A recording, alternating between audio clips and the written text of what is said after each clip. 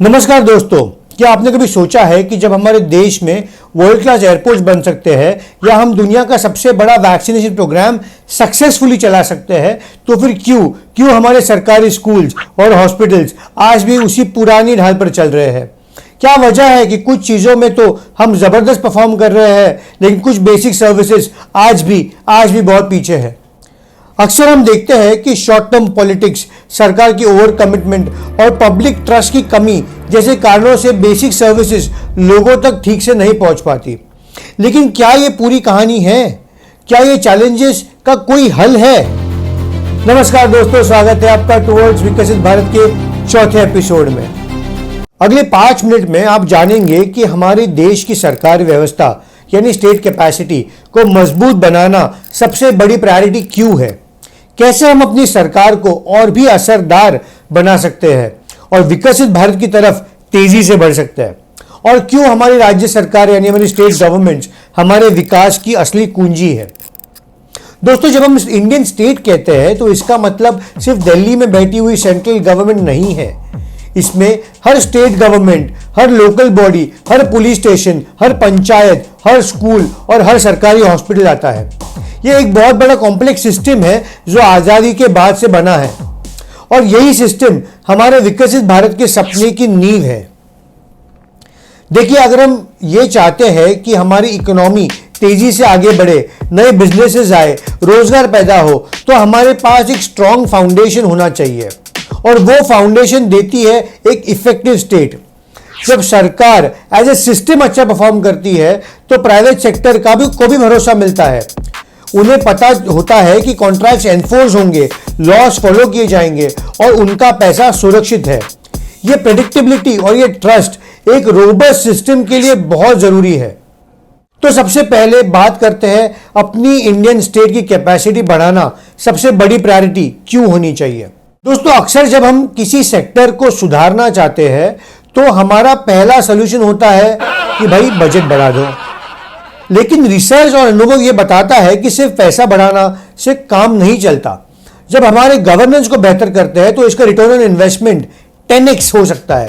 यानी जितना पैसा आप गवर्नेंस सुधारने में लगाओगे उसके 10 गुना फायदा मिलेगा।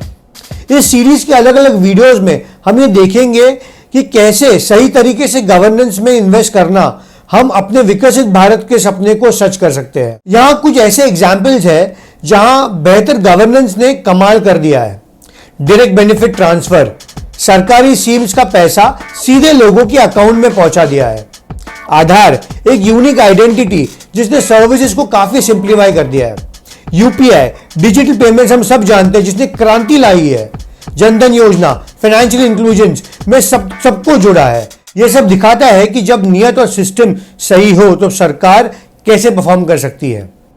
और एक इफेक्टिव स्टेट हमारे विकास को तेजी से बढ़ाने के लिए क्यों जरूरी है। आज हमें शायद अपने आसपास की चीजें उतनी परफेक्ट ना लगे, लेकिन डेटा के हिसाब से हमारा ह्यूमन डेवलपमेंट इंडेक्स, हमारा HDI, हमारे GDP फिगर्स के बिल्कुल बराबर है। इंडिया ने एक B+ ग्रेड हासिल किया है, जो दिखाता है कि 78 ईयर्स में हमने एवरेज से कहीं बेहतर परफॉर्म किया है। लेकिन फिर भी हमारे पास वक्त कम है। हमें अगले 22 साल में यानी 2047 तक A+ बनना होगा, और ये इम्पॉसिबल नहीं है दोस्तों। आज हमारे पास बेहतर डेटा, साइंटिफिक एविडेंस और ऐसी कटिंग एज टेक्नोलॉजीज जैसे UPI, आधार और ऐसी बहुत सारी टेक्नोलॉजीज है जो आज के डेवलप कंट्रीज के पास नहीं थी जब उन्होंने अपने विकास शुरू किया था। हमारे पास एक यूनिक मौका है इस तेजी से बढ़ने वाले भारत को सही दिशा में लेके जाने का। जब एक इफेक्टिव स्टेट बनती है तो इसका फायदा सबको होता है। बेटर पब्लिक हेल्थ, एजुकेशन, सुरक्षा, वेलफेयर स्कीम्स से सीधे तौर पर गरीब लोगों को तो लाभ मिलता ही है, लेकिन अगर आप मिडिल क्लास या एलीट है और प्राइवेट सेक्टर्स को अफोर्ड कर सकते हैं, तब भी आपको बेहतर पब्लिक सर्विसेज की परवाह करनी चाहिए। क्यों? क्योंकि कंपटीशन इंक्रीजेस एफिशिएंसी। जब पब्लिक सर्विस बेहतर होंगी तो प्राइवेट सेक्टर को भी अपनी कॉस्ट कम करनी पड़ेगी और अपनी क्वालिटी बढ़ानी पड़ेगी ताकि वो कॉम्पीट कर सके।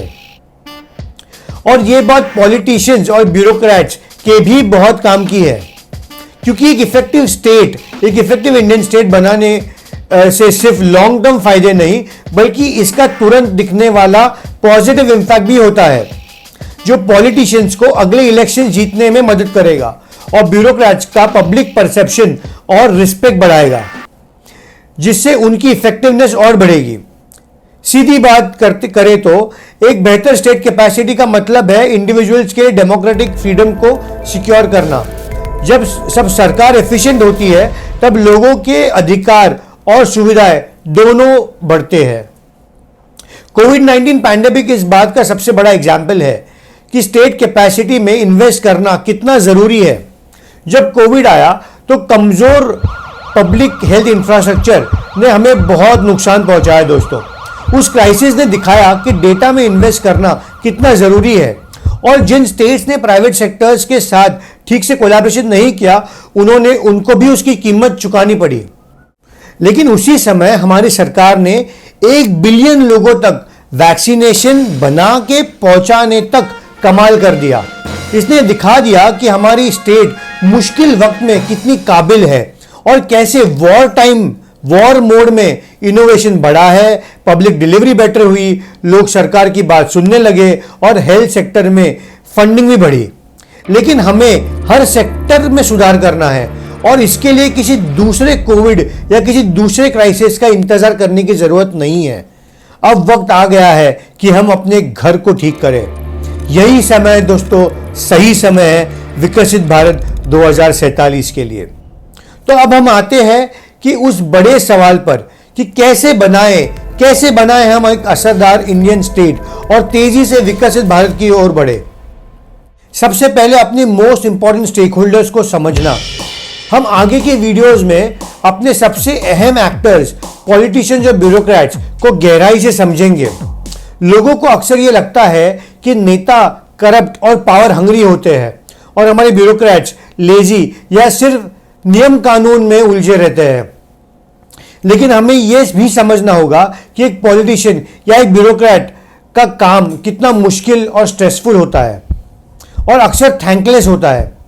हमें उनके इंसेंटिव्स और उनके कंस्ट्रेंट्स को समझना होगा क्योंकि बहुत सारी चीजें आपस में जुड़ी हुई है। सही सॉल्यूशन तक पहुंचने के लिए हमें मुद्दे की जड़ तक जाना होगा दोस्तों। दूसरी बात, स्टेट कैपेसिटी के कॉन्सेप्ट को समझना और उन पर काम करना। इसमें हम स्टेट कैपेसिटी को अलग अलग पिलर्स को समझेंगे और फिर उन्हें सेक्टर बाय सेक्टर अप्लाई करेंगे। इसके कुछ प्रमुख हिस्से हैं। डेटा और मेजरमेंट।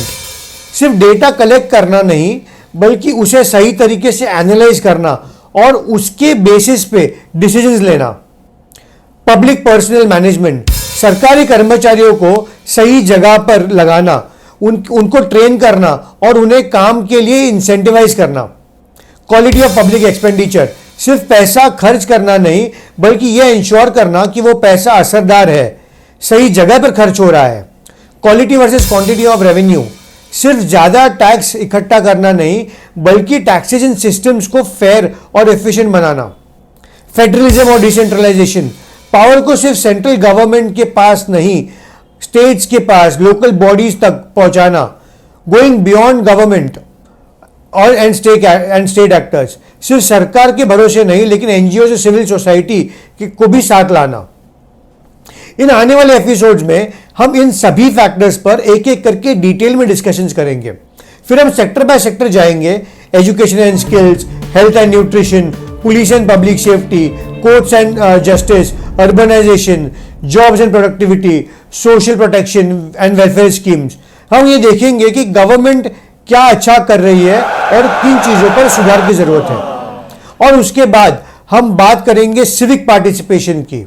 अब आखिरी और बहुत जरूरी बात, क्यों राज्य सरकारों को इन पूरे बदलाव में आगे आना होगा। Why the states should lead। सबसे पहले तो कॉन्स्टिट्यूशनली स्टेट्स ही प्राइमरी हेल्थ, एजुकेशन और लॉ एनफोर्समेंट प्रोवाइड करने के लिए जिम्मेदार है। शेड्यूल 7 में फंक्शंस को सेंट्रल स्टेट और कॉन्करेंट लिस्ट में बांटा है और आप देखोगे कि पब्लिक सर्विसेज को एक बड़ा हिस्सा स्टेट्स के डोमेन में आता है। उनके पास ही बजट्स और पर्सनल को कंट्रोल करने की शक्ति है। दूसरा, जितना जितना बड़ा और डाइवर्स हमारा देश है, सर्विसेज को नेशनल लेवल पर डिलीवर करना बहुत मुश्किल है। हर स्टेट की अपनी चैलेंजेस है और ज़रूरतें हैं। तीसरा, अलग अलग सेक्टर्स में स्टेट्स की कैपेसिटीज बहुत वेरिएशन है। कुछ स्टेट्स ने अद्भुत काम किया है, जबकि कुछ को और बहुत सुधार करने की ज़रूरत है। चौथा, गवर्नेंस रिफॉर्म्स को स्टेट लेवल पर कस्टमाइज करना बहुत ज़रूरी है। जो दिल्ली में काम करेगा, महाराष्ट्र में काम करेगा, ज़रूरी नहीं कि वो उत्तर प्रदेश में भी काम करे। पांचवा, स्टेट्स में पॉलिटिकल प्रायोरिटीज और आइडियोलॉजीज बहुत अलग होती है।